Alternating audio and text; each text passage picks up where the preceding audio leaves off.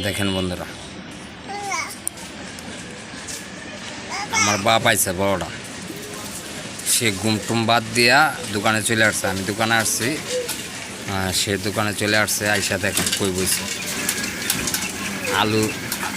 আলুটার মধ্যে বইসা সে আমাকে অর্ডার দিতেছে। অর্ডার,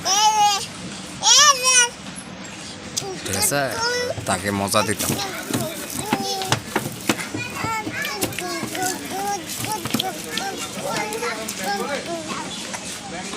বুঝছেন, সে এখন পেঁয়াজের দামাতে বসে।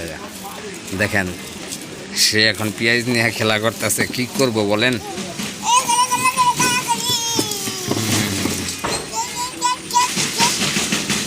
তার কাম দেখেন।